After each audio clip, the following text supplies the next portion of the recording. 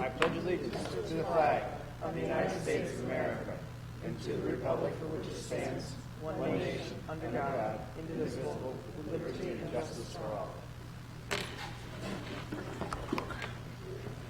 Do you want to share? I'd like the minutes to reflect that we had an executive session prior to the meeting tonight on some personnel issues, matters. Any comments on agenda items? Comments? Yes, Bob.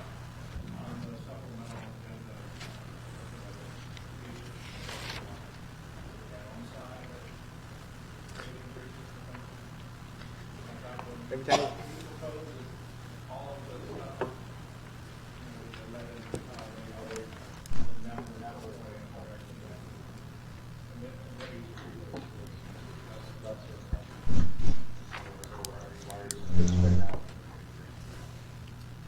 So this is consistent with where we've been. So this number of committed is really where we earmark those dollars in the event that there are changes.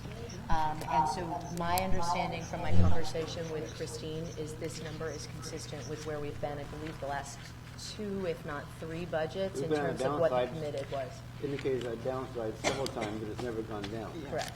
And we have no control over it, Bob, but this, yeah.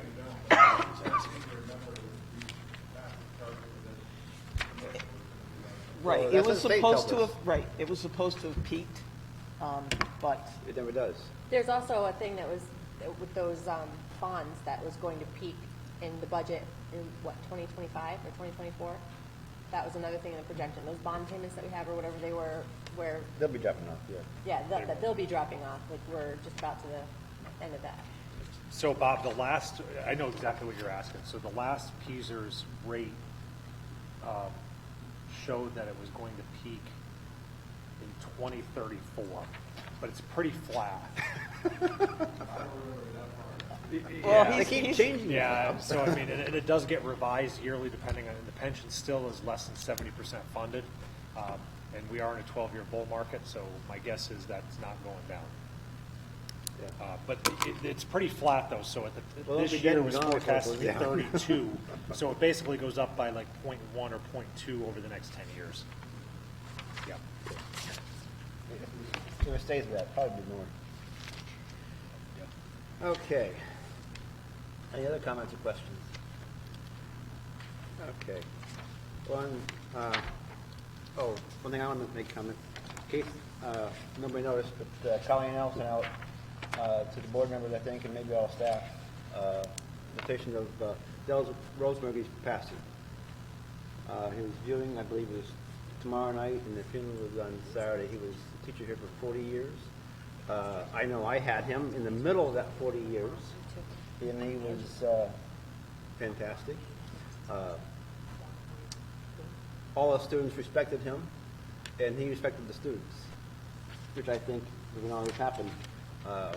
But he ate lunch with the students, typically, and I think probably mentored many students over the years, gave a lot of good advice and good guidance to students, whether they were in his class or not. Generally, he was a huge asset to the student body of this district for those 40 years. And I think probably, Billy, I know you remember him being here. I don't know when you graduated college. 2000. Okay. So you missed him, but you missed a great guy. You really did. And this for Billy as well. He really was fantastic. I remember a number of years ago, he came to town and word went out that they were going to have a birthday party for him at the Triton Hose, and word just went out by mouth and by any means possible to everybody to bring something to eat for a snack and wish him well. And he sat there, and there was a line of folks waiting just to have a few minutes to talk with him and reminisce. And at the time, I believe paper, and had a nice write-up on him, and talked about he was one of the early ones to institute student place. And didn't have much money budgeted for it, but he managed to, on a very small budget, have some very successful student plays. So, just wanted to make a note of that. We will miss it. Okay. On the approval of the minutes, 1, 2, and 3, and I know there's a correction to November 7th minutes regarding the dates, and you want to share that? So after Mr. Widener so graciously brought to our attention at the meeting that there was a date error on the resolution, we made the correction, but in one of the four spots I wrote the date wrong. And so in the minutes that the note I provided to Carolyn was published in the minutes at a wrong date. So we need to make a date correction. So the date of the auction on that resolution is January 11th, 2020. So we made that correction. Thank you. Motion approved. Second. Okay, any more discussion? Roll call. Mrs. Arnold? Yes. Mrs. Bennett? Yes. Mrs. Gregory? Yes. Mr. Perry? Yes. Mr. Burke? Yes. Mr. Widener? Yes. Mr. Farr? Yes.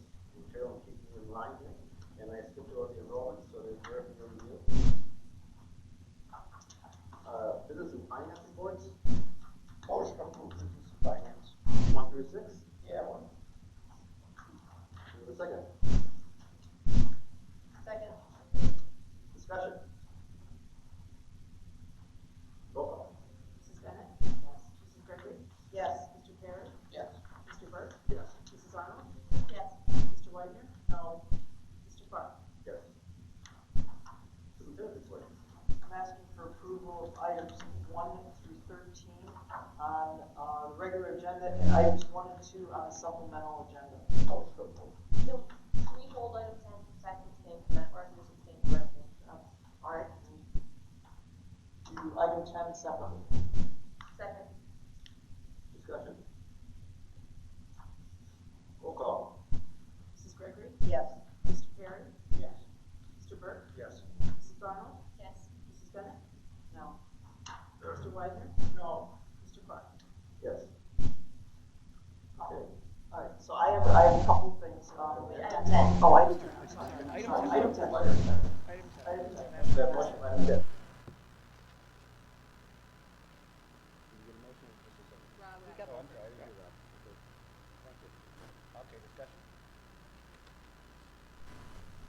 Roll call.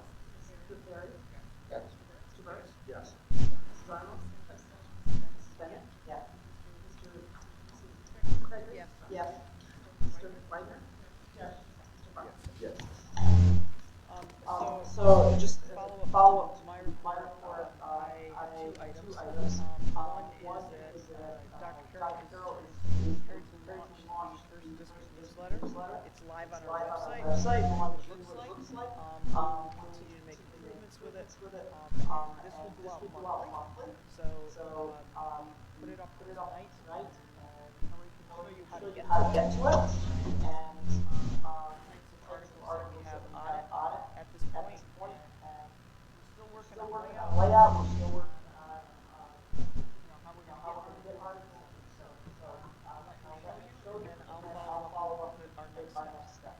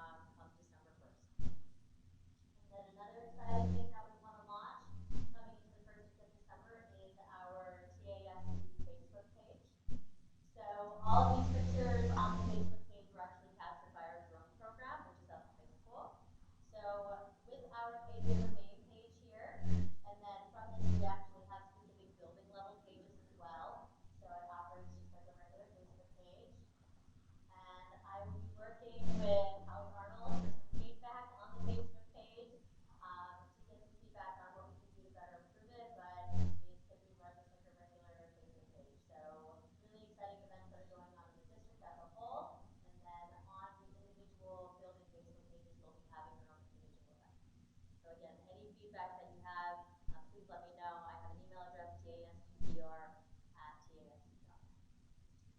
Thank you. So, our next steps, Kelly and I are actually meeting tomorrow. We're going to be developing a public relations plan. That's going to ask for some input from the board members, from community, from teachers, staff. And so we're starting to kind of make plans for that. It will have a budget with it for next year because some of the ideas that we're talking about have a price tag. So we're meeting tomorrow. Kelly is also going to be developing and managing a district-wide calendar so that part of this will be on our Facebook page and it will be like a one place to go to and then all of the events are there of everything that's going on. So hopefully it'll help us prevent conflicts in the scheduling and people can look at it and say, okay, this wouldn't be a good night for this because there's 3 other things going on. So she'll be doing that. She has been working with with Marie Mazur, who you have seen some of those trailers that we've done. The Dietrich actually has a program where you can develop a trailer, and so part of our PR plan will be, okay, well, what do we want our message to be every month for 30-second trailer at the Dietrich? So we're experimenting with lots of different ideas, and we're always open to more ideas. But I just wanted to give you that update. I also wanted to just give you a quick update on cyber school right now. Currently has 24 students enrolled. Our next steps are to develop a handbook and some policy. There is also, if you go onto our website and you go under schools, there's now a Fusion C3 listed as almost like a building, so that we'll be able to push stuff out there to the cyber parents. So that's what I wanted to give you the update on. All right, second thing. Danielle Roof, am I saying that correctly? Okay, all right. So Danielle has successfully rolled out a program called CHOP, which is Childhood Hunger Outreach Project. Okay. She is currently providing thousands of meals in Bradford County, weekend meals for students in Bradford County, and she reached out to us and would like to partner with the Tunkhannock Area School District. I mentioned this to you before, and she's going to do a brief presentation for you tonight on what this would be like. Okay. I'll be super short. Okay. Danielle, just one second, Hey, sorry. hey, what's up? How are you? I'm super. On the Facebook page and PR stuff, just real quick, and I'm sure that Holly will capture this. I'm very interested in once this content, especially on Facebook's up and going, about thinking about doing paid promotions on that for the zip codes of which we have our folks here, because we can promote that thing for, set a budget of $100, and we can get that on everybody's news feed of ages between 18 and 65 to make sure that that message really gets out there, because the newsletter is going to be great, but let's make sure we really get that in everybody's hands. Yeah. Sure. There's a lot of really nice analytics that are available on Yeah. there where you can post something and like I can click on it and see this is for Yeah, the what the unofficial engagement is. Facebook page, Yeah. you know. But I can see how many people clicked on the link. I can see how many people it showed up in their news feed. I can see how many people had any kind of interaction with the post. So you'll be able to gauge it from there. But I think once it's available, the thing that I've done for years is not even official, and people just look for any kind of information that they think could be credible. Mm-hmm. Once it's actually coming from the school district, like I think it's gonna It'll work. It'll work. Yeah. Do it itself. And that's one of the reasons we reached out to Holly is because Kelly and I know nothing about Facebook, zero. She knows more than I do just because she's been working with it, and Joe has helped immensely. But we wanted another set of eyes on it. So, anyway, Yeah. okay. Good? All right, thank you. Okay, sure, no problem. So, Child Hunger Outreach Partners, our goal is to create an entire generation that doesn't know hunger. And let's see. So I'm gonna really fly through these. This was an hour-long presentation, but I'm gonna be super brief. When my daughter went to school in 7th grade, she came home, she was super upset because the kids at the high school level didn't get lunch if they didn't have money. At the elementary school level, if they didn't have money, they got PB&J and milk. But at high school, it changed. And so, super upset, came home, Mom, you have to do something. So, started with a single shelf on a bookshelf in my store, and if people knew if they needed food, they could come get it, and it grew from one shelf to a full bookshelf to 1,000 square feet to a standalone pantry to CHOP. So in 2018, we started in Bradford County with 45 kids. They had 18% meal gap, so 1 in 4 kids were meal insecure. They didn't know if they would get to eat that day. We've grown. Here's just Bradford County statistics from Feeding America website. It's pretty sad. It's a sad situation. We started with our backpack program, which is what we're hoping to introduce here. So every weekend the kids get a bag of food to take home. It's easy to prepare stuff, things that, kindergartners can pop in the microwave. We always include at least 2 breakfasts, 2 fruits, 2 dinners, and then 8 to 10 healthy snacks. Sometimes there's not healthy snacks, but we call them normalizers at CHOP because then everybody wants them, and so then there's no stigma.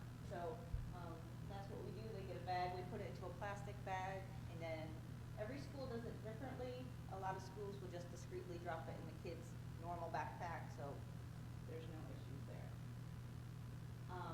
At the high school level, we do in-school pantries because a lot of times the high school kids have a lot of, they don't want to have any stigma or they're embarrassed. And so what we do is we create an in-school pantry and kids can go in, grab what they want, leave. It's no issue. Nobody feels any sort of kind of way because everybody's in there grabbing their granola bars, apples, bananas. And then we also include things that they can take home to make. So if they know there's no food at home that night, they can take home some pasta, some sauce, throw it in their bag, cook it. There's mac and cheese, we put breakfast stuff, and then of course all the snacks, apples, granola bars, little bags of chips.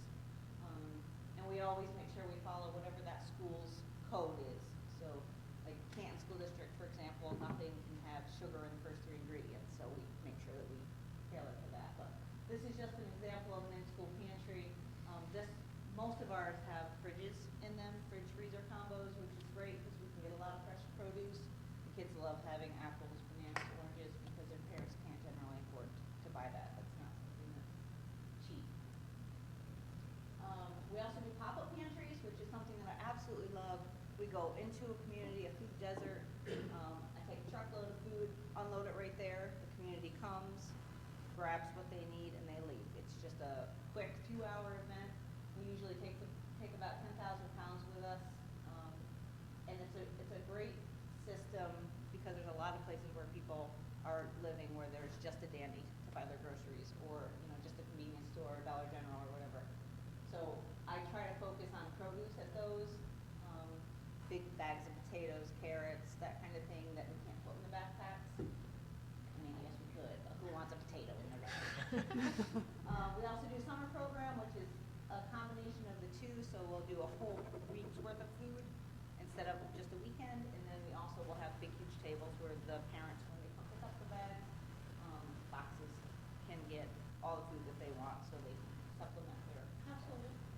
And with everything else, there are no income requirements with any of our programs. We don't ask, we don't care.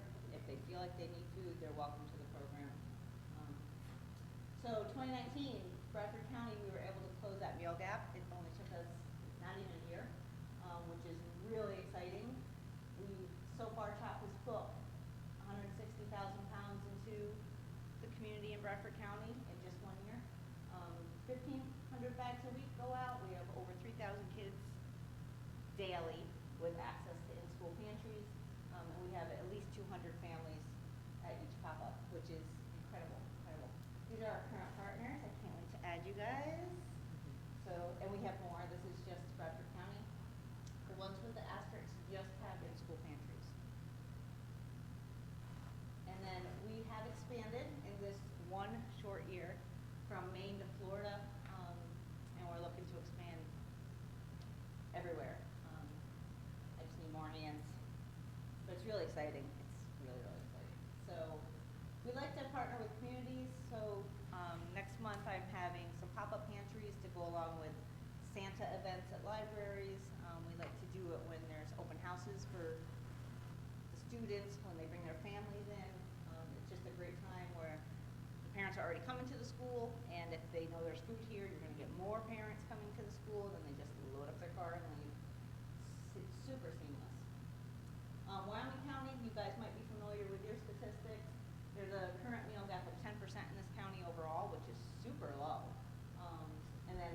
children though, it's 17%. So based on that, there's about 950 kids in this county that don't know if they're gonna eat or not today. 31% of those 17% are ineligible for the program, so their parents make too much to get help, not enough to eat. So those are the ones that we really like to focus on. That's why I don't ever have income requirements for anything. I Googled and it said that Mechanic has roughly 45% free and reduced. Is that about right? So about 1,000 kids. So I'm estimating that we're gonna be sending home 1,000 bags a weekend, which means that we can completely eliminate hungry kids in your district starting the day that we start, which is pretty cool. And that's that. That's the end of my show. That was really fast. I broke it Good from job, an Danny. hour to. Nice work. So you guys have any questions at all about that? Just Yes, I'll volunteer. You will hike. Okay. Did you? You will hike? I am. Yeah. How do you know that? Gavin? Yeah, he's my dad. I worked with him for 14 years. Did you? Come on, Chuck. So, I mean, this is just a fantastic effort. It's really impressive, so, very cool, Danielle. Yes. Sure. It's very active in Wyaluston School District, I know. You want to start? It's very active in Wyaluston School District. Yep. You can start. You want me to look? Yeah. Thank you. Thank you. Right here. Thank you. Actually, our bank helps out a bit. Yeah.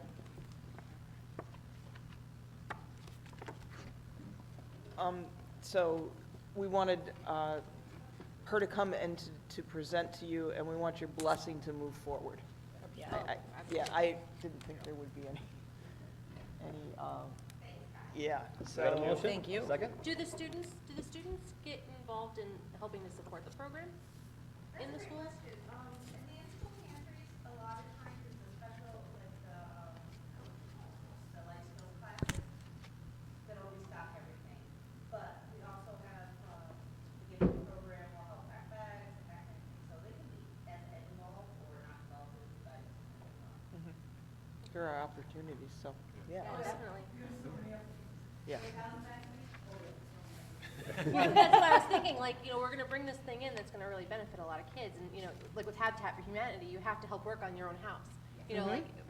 We should, as a school community, we should be helping to build our own house with this project. Good idea. Some of the public service opportunities. Because Students. when the kids are helping, they realize how great the need is that they've been blind to this whole time.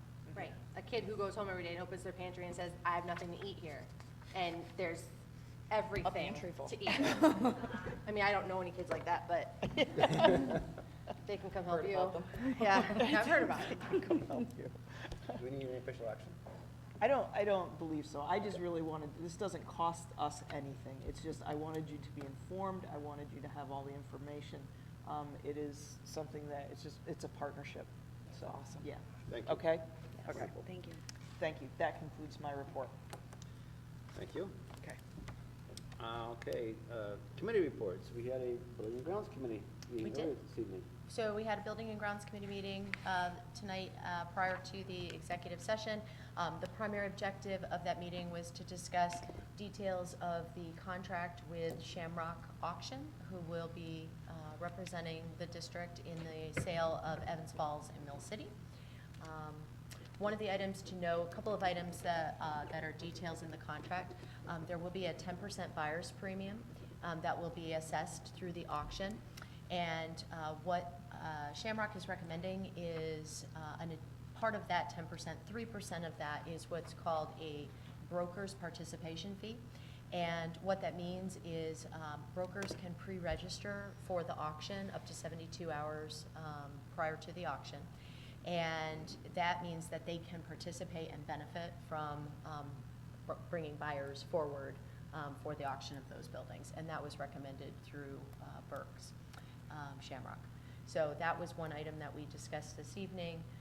We discussed that there will be a $10,000 down payment that will be required at the sale. So the winning bid will be required to have $10,000 as a down payment, and that $10,000 goes into escrow.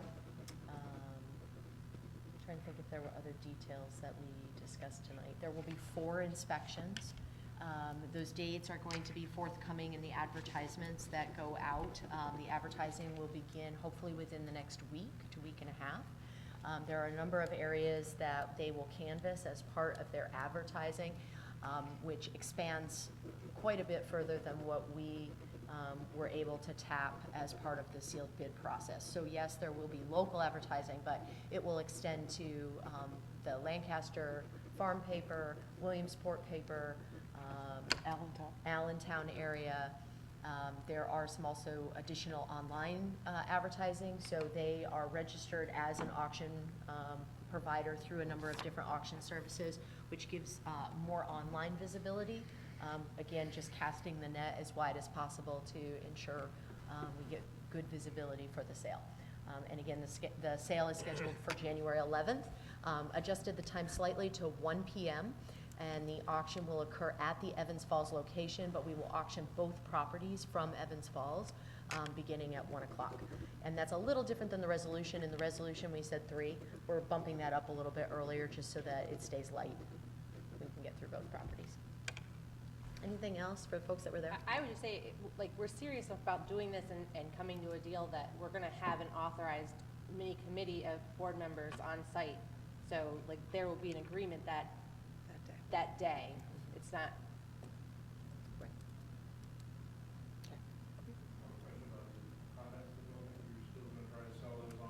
Yes, so that they are going to begin cataloging in early December. The online auction will run probably early January. So Teresa Burke and I are going to be discussing those terms next week. So I can get better dates for you at the next meeting. But the thought being that we would run the contents auction concurrent with the advertising for the building auctions. So at the conclusion of the building sale, we will ideally still have a few days left on the contents auction. So if you were a buyer of the building and you decided there were contents that you now felt would be beneficial to you as a building owner, you would still have an opportunity to bid on those contents. So that was also a recommendation that came from that group. So I would anticipate that the contents auction will go through mid-January.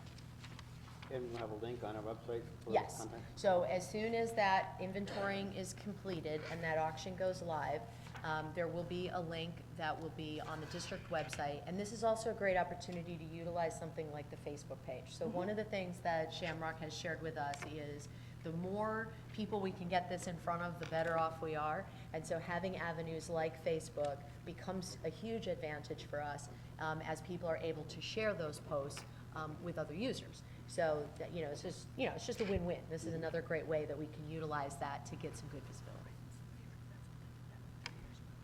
Okay, thank you. And do you have any kind of report from the nominating committee? We need that before for our next meeting, which will be the reorganization meeting. What? Nominating committee. We're having a side conversation. Nominating committee, I did send out an email to all the board members asking for input on if they wanted changes, if they wanted things to stay the same, like what everybody wanted, and we've heard back from 2. So, time to respond because we need to have a recommendation. Oh, okay. And you're going to assign somebody to be the official, like, president pro tem or whatever for the meeting, right? Yes, we'll do that. Excellent. As long as it's not me, we're good. No, it's not you. I don't want to do that.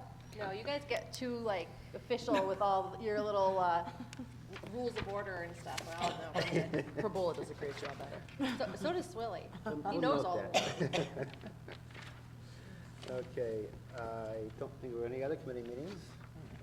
Unfinished business, we have none. Under new business, the visit count is there for your information. We have item 2, approval of bus and van contracts. Discussion? Roll call. Mr. Burke?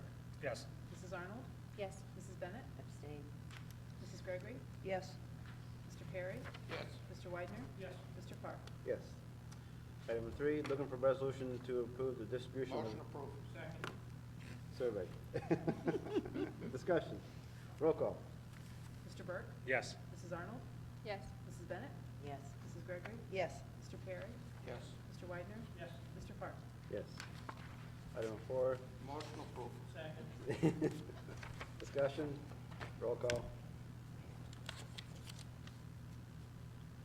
Okay. Yep. Mr. Burke? Yes. Mrs. Arnold? Yes. Mrs. Bennett? Yes. Mrs. Gregory? Yes. Mr. Perry? Yes. Mr. Widener? Yes. Mr. Park? Yes.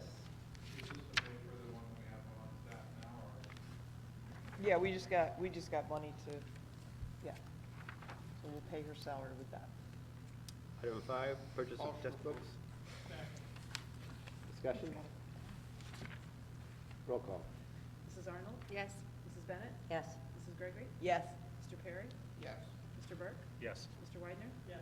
Mr. Park? Yes. Item 6, approve contract with Shamrock. Discussion, roll call. Mrs. Bennett? No. Mrs. Gregory? Yes. Mr. Perry? Yes. Mr. Burke? Yes. Mrs. Arnold? Yes. Mr. Widener? Yes. Mr. Park? Yes. On the supplemental agenda, item 1, commit. We did that. We already did that. We did that with mine. We did that Sorry? one. That's okay. Okay, any other public comments? I had two small requests. On our enrollments, can we start putting a line in for the C3 or the fusion? Sure. So that we can see how that Yep. number is going up and down. And we had talked at the one meeting about having a new graph or chart available in the board booklet for the fill rate. Yeah. Are we gonna do that? Yep. That on substitute Right. teachers, like what our, we, monitor what our fill rate has been. Anything else? Motion to adjourn. Second.